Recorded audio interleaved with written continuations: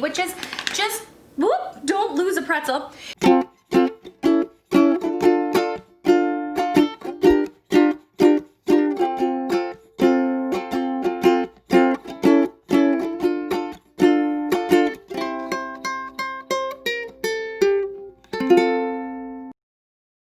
Welcome back to another episode of The Silly Kitchen. Today we are making something sweet and a little savory, and there is no baking involved. If you have been, shh, quiet down. If you have been following The Silly Kitchen at all, you know I'm not a baker. I don't enjoy the art of measuring and following a recipe. It causes me frustration in the kitchen. So I wanted to share with you something that you can do at home without doing any of that measuring and baking, but enjoy a sweet treat. This is an awesome activity you can do with your kids, your family, your other half.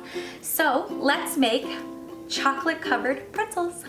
The first thing that you want to do to start this recipe is we need to melt some baker's chocolate. I like using semi-sweet chocolate, and the best way to melt chocolate, in my opinion, is doing the indirect heat method. So a little bit of boiling water in a pot with another pan on top, and slowly let the chocolate melt as you mix it through. And once all the chocolate is melted, you have no chunks left, it is time to build our chocolate covered pretzels. We do also want some fun toppings, sprinkles, color, flavor on these pretzels over and above the chocolate. So get yourself some Smarties, some Reese's.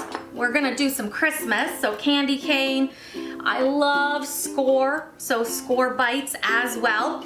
But if you buy the actual chocolates, the regular boxes of Smarties, Oreos, Score, whatever you have, and just put them in a little Ziploc bag and give them a good whacking and a good slamming, you're gonna have your own little sprinkles to use for these chocolate covered pretzels. So I've taken the chocolate off of the heat, but I'm keeping the pot with me here while I assemble so that that water that's still hot in the pan keeps my chocolate nice and melty and doesn't harden. Super easy. Now, I have these giant pretzel sticks. I absolutely love these. They aren't always available in every grocery store, so you might have to go find them at like a specialty store, but luckily I know where to get these in Kitchener-Waterloo. So let's assemble. The easiest way for me is to really just decorate your pretzel with the chocolate over top of the pan. This way we're not wasting any chocolate, and we can just drizzle, drizzle, drizzle until all of it is covered. The other thing to remember is, see how I have like a little handle here at the end? You want to leave a good couple inches there on each of your pretzel sticks, because that's how we're gonna eat them. We're gonna hang on to the little handle. So as far as you think you can go with leaving a handle is how much chocolate you're gonna put on. I love doing this.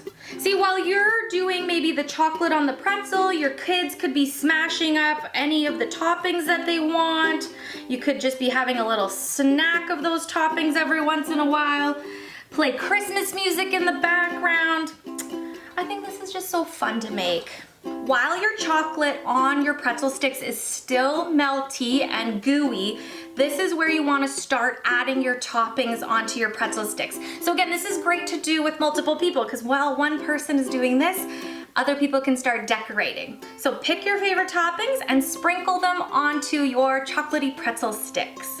Once you have decorated all of your chocolate covered pretzels with the toppings that you love, I wish I could tell you you could stick it in your mouth and eat it right now, which technically you can, but I recommend about 15 minutes in the refrigerator to let that chocolate set back up so that when you pick it up, everything is nicely stuck to it and you can enjoy a little treat. If I want to share my chocolate covered pretzels, a cute little way to do that is just simply get little sandwich bags, wrap your pretzel around it, make sure you get the plastic all the way down to the chocolate so it doesn't escape, and then just use your favorite Christmas colored ribbon to tie the bottom.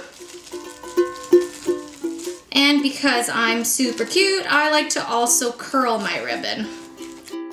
Perfect little treat to give to anyone. Thank you for stopping by for another awesome little fun episode of The Silly Kitchen. Try this treat at home. Leave me a comment, let me know if you have, and hopefully I will see you next time. Subscribe to the channel. Till then.